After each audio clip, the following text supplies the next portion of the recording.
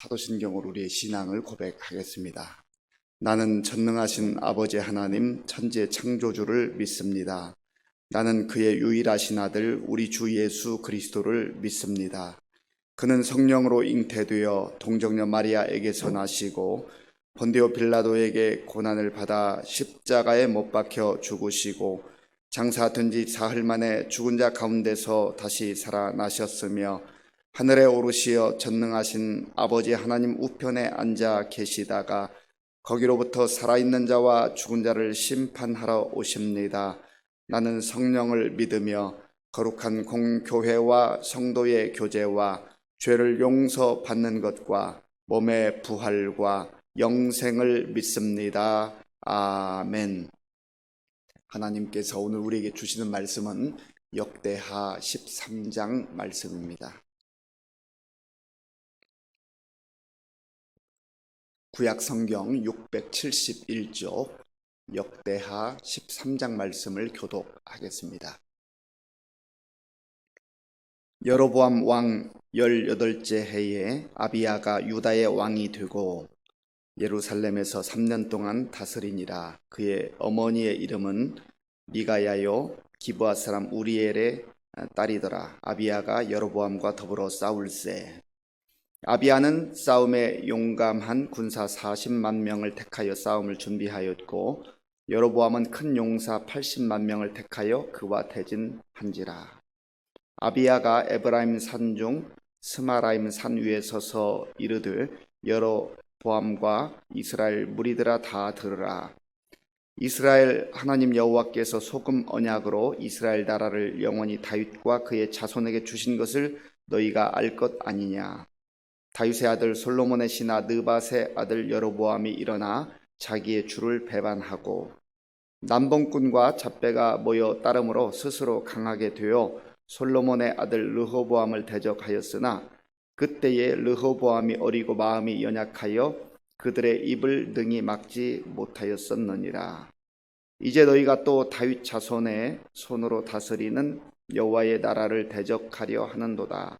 너희는 큰 무리요 또 여로보암이 너희를 위하여 신으로 만든 금 송아지들이 너희와 함께 있도다. 너희가 아론 자손인 여호와의 제사장들과 레위 사람들을 쫓아내고 이방 백성들의 풍속을 따라 제사장을 삼지 아니하였느냐. 누구를 막론하고 어린 수송아지 한 마리와 숫양 7마리를 끌고 와서 장립을 받고자 하는 자마다 허무한 신들의 제사장이 될 수 있도다.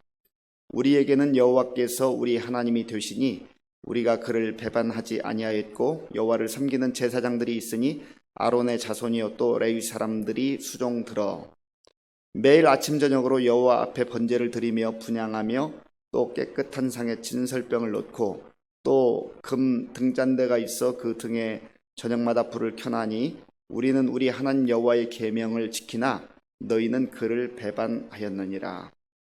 하나님이 우리와 함께 하사 우리의 머리가 되시고 그의 제사장들도 우리와 함께하여 전쟁의 나팔을 불어 너희를 공격하느니라.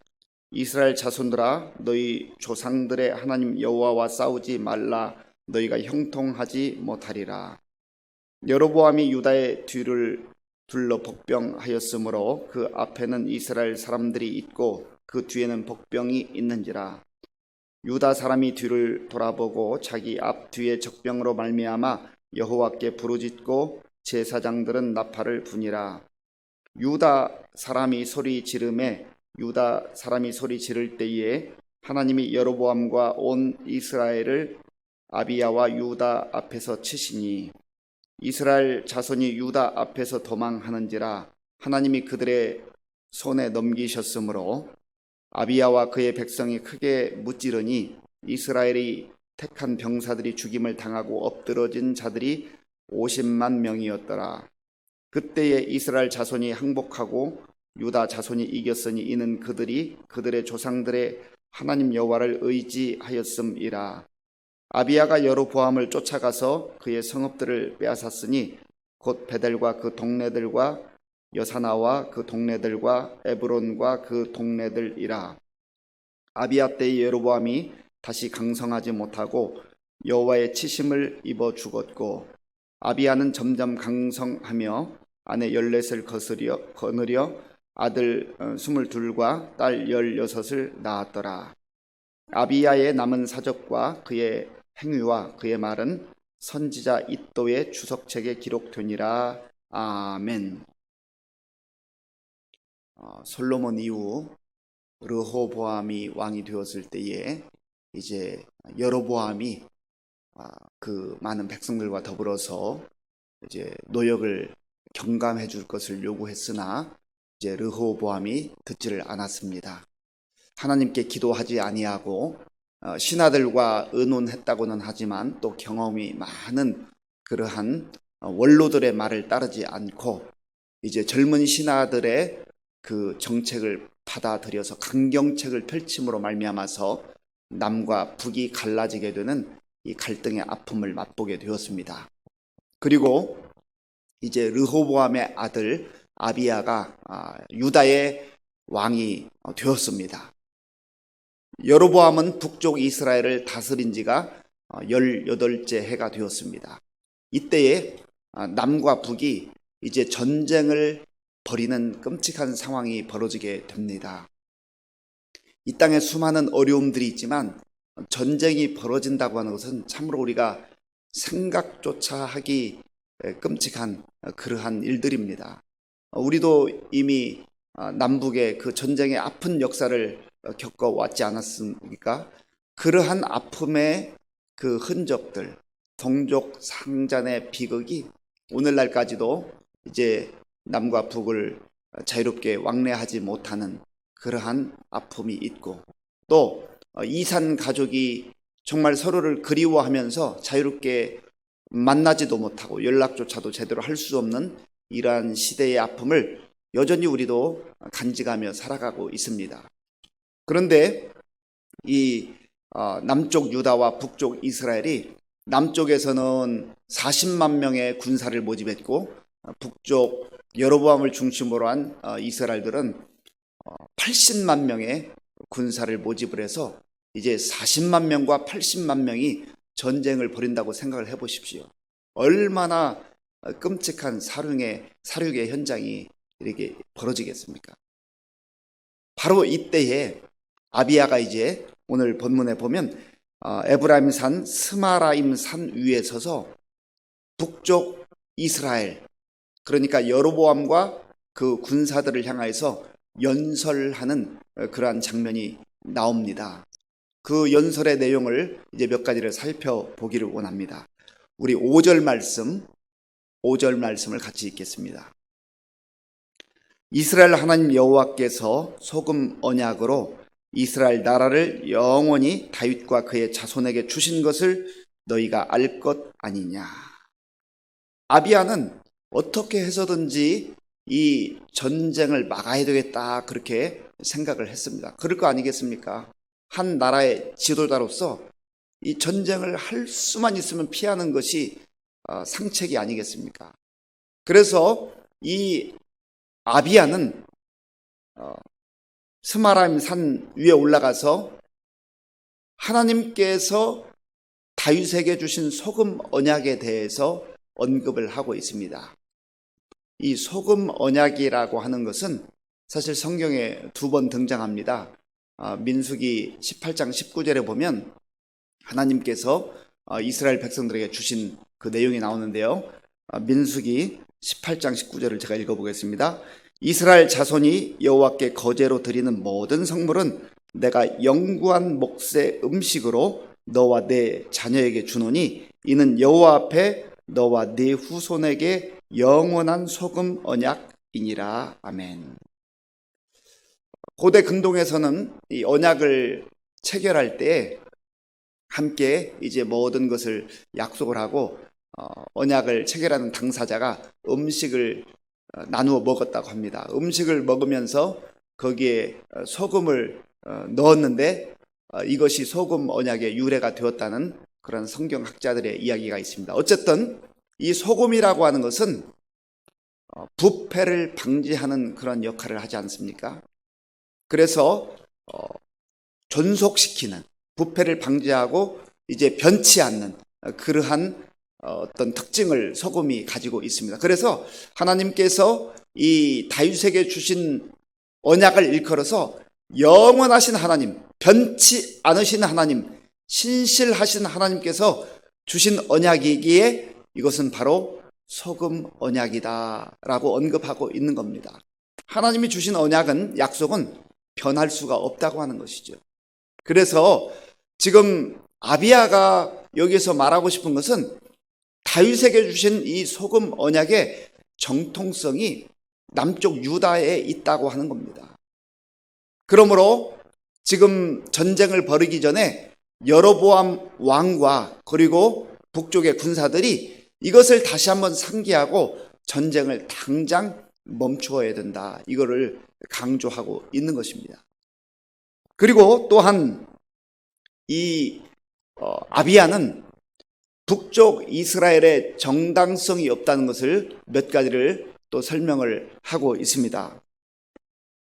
여로보암이 북쪽 이스라엘을 형성할 때 금송아지를 만들어 가지고 남쪽 지역에는, 남쪽 경계선의 베델, 그리고 저 북쪽에는 단이라고 하는 곳에 금송아지를 만들어서 이것이 우리를 여기까지 인도한 여호와다 하면서 그 금송아지로 하여금 마치 하나님인 것처럼 여기게 하고 거기에 경배하고 절하게 했다고 하는 겁니다. 우상 숭배를 조장했다고 하는 것이죠. 그러니까 지금 여로보암과 북쪽 이스라엘의 그 군사들은 이 사실을 다시 한번 깨닫고 전쟁을 당장 멈추는 것이 하나님 뜻이다라고 하는 것을 말씀하고 있는 겁니다. 자, 오늘 본문 7절 말씀, 7절을 같이 읽겠습니다. 남봉꾼과 잡배가 모여 따름으로 스스로 강하게 되어 솔로몬의 아들 르호보암을 대적하였으나 그때 르호보암이 어리고 마음이 연약하여 그들의 입을 막지 못하였느니라.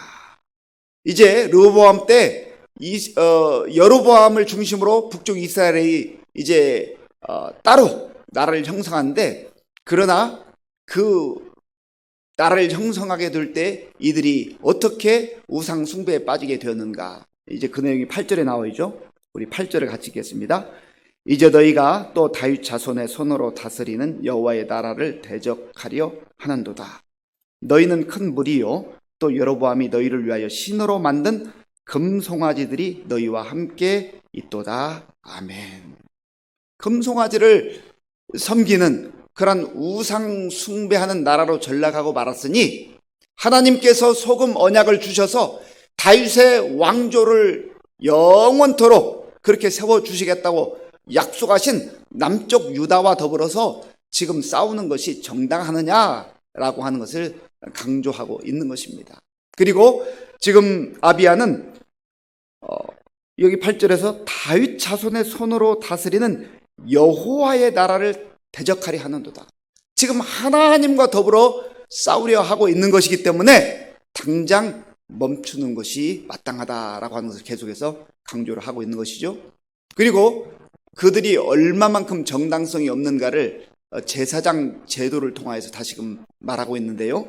9절에 보면 여로보암이 이제 남쪽 유다로 북쪽의 이스라엘 백성들이 내려가서 예배 드리는 것을 이제 방지하기 위해서 조금 전에 말씀드린 대로 베델과 단에 이제 금송아지를 만들어서 섬기게 했을 뿐만 아니라 하나님께서 예배 드리는 일은 아론의 자손들이 대제사장, 제사장의 역할을 감당해야 됐고, 또 레위 자손들이 제사하는 일을 도울 수 있도록 그렇게 영원한 그런 약속으로 말씀해 주셨습니다. 그런데 이 남쪽으로 제사장들이 또 떠나기도 하고 하다 보니까 이 여로보암이 그 하나님이 말씀하신 말씀의 그 규례를 깨트려 버리고 이제 뭔가 조금 재물을 가지고 와서 제사장 역할을 하겠다고 하는 사람들을 제사장으로 임명하는 그런 악행을 범하고 말았습니다. 그 9절에 그 내용이 나오고 있는데요.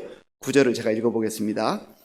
너희가 아론 자손인 여호와의 제사장들과 레위 사람들을 쫓아내고 이방 백성들의 풍속을 따라 제사장을 삼지 아니하였느냐? 누구를 막론하고 어린 수송아지 한 마리와 숫양 7마리를 끌고 와서 장례를 받고자 하는 자마다 허무한 신들의 제사장이 될 수 있도다. 아멘. 참 어처구니 없는 일이 벌어진 것이죠. 제사장들을 다 패해버리고 여로보암이 수송아지 끌고 오고 순양 7마리 끌고 오는 그 사람들에게 자기 멋대로 너가 제사장의 이 임무를 감당해라, 그렇게 명했다는 것이죠. 이것은 하나님의 말씀을 정면으로 거역하는 것입니다. 하나님의 뜻을 저버리고 순전히 인간적 생각으로 여로보암의 생각에 따라서 그 왕권을 유지하기 위한 그러한 수단으로 전락해버리고 말았다는 것을 지금 아비야는 연설을 통해서 강조하고 있는 것입니다. 그리고 또한 이 아비야는 우리는 너희와는 다르게 하나님께서 말씀하신 대로 정통성을 가진 아론의 후손들이 제사장 일을 감당하고 있고 레위인들이 이 모든 예배 드리는 일을 주관하고 있다.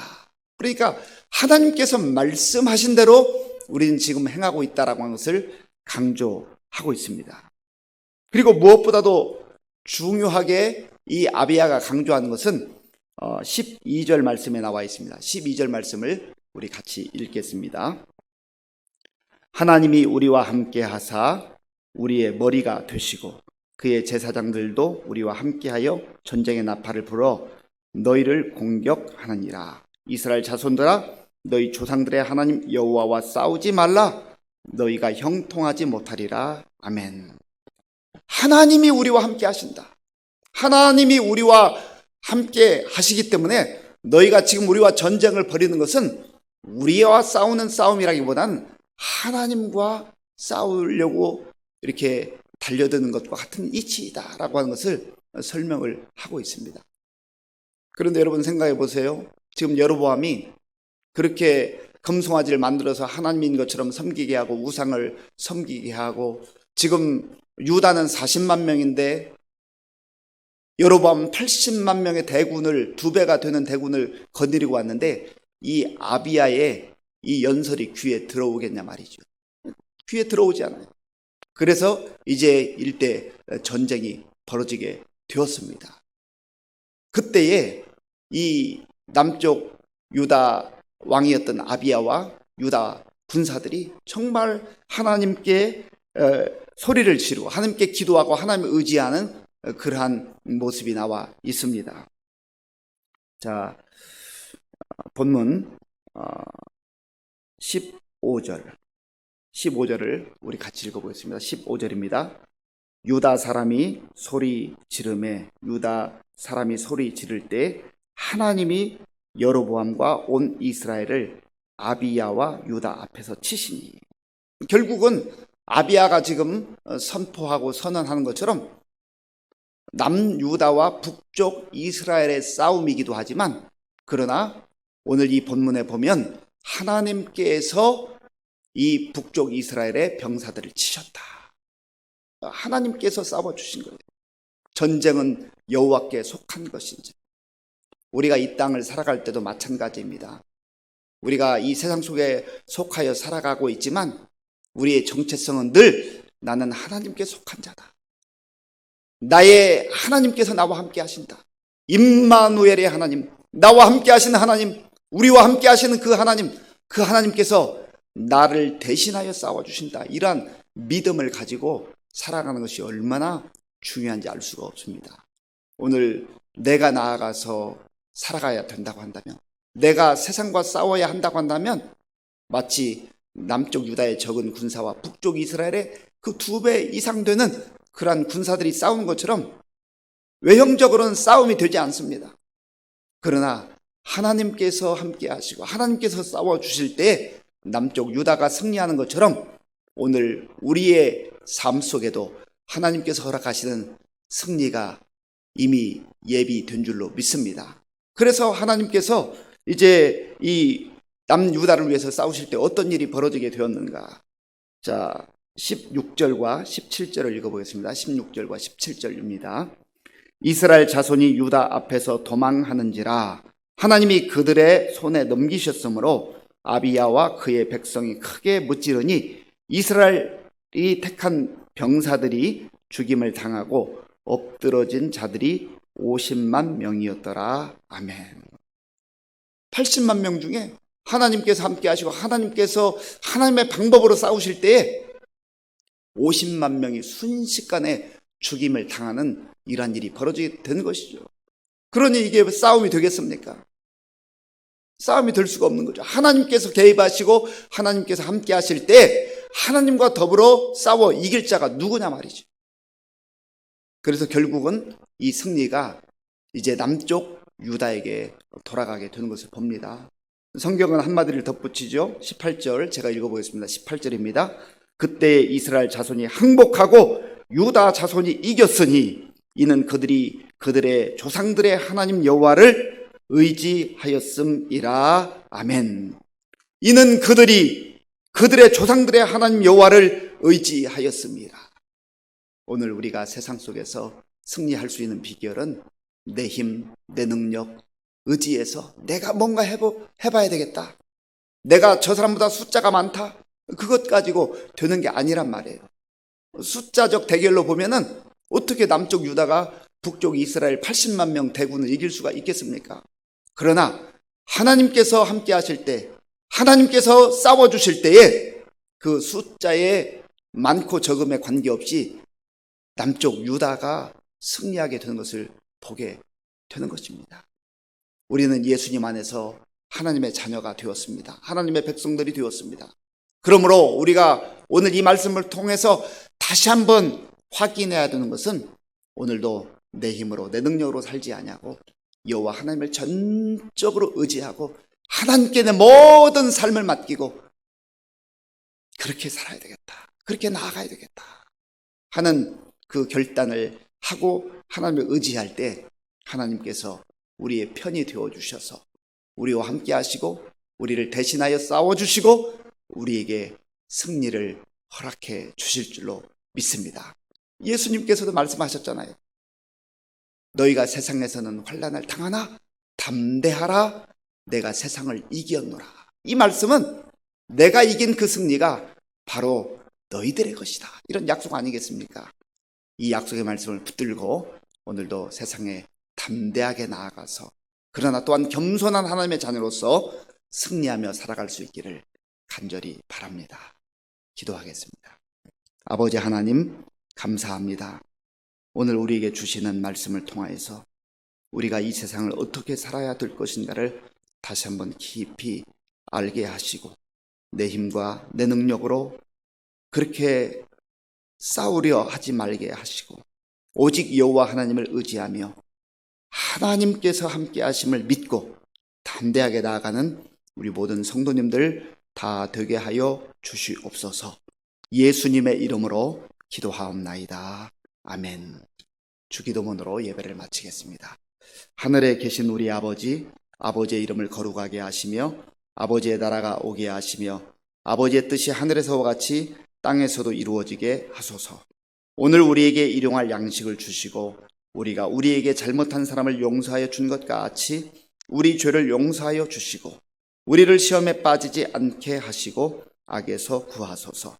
나라와 권능과 영광이 영원히 아버지의 것입니다. 아멘. 함께 기도하실 때 오늘 우리에게 주신 말씀을 생각하면서 하나님, 정말 내가 하나님의 자녀임을 다시 한번 확신하게 하시고 하나님께서 내 편이 되어주시고 나를 위해서 싸워주실 것을 믿고 하나님을 의지하고 살아가는 하루가 되게 하여 주옵소서. 기도하시고요. 또 나라와 민족을 위해서 기도하고 코로나19 극복을 위해서 기도해 주시고 날씨가 많이 추워졌습니다. 우리 교회에 속한 우리 어르신들 영육간에 강건하게 하나님께서 붙들어 주시도록 위해서 기도해 주시고요.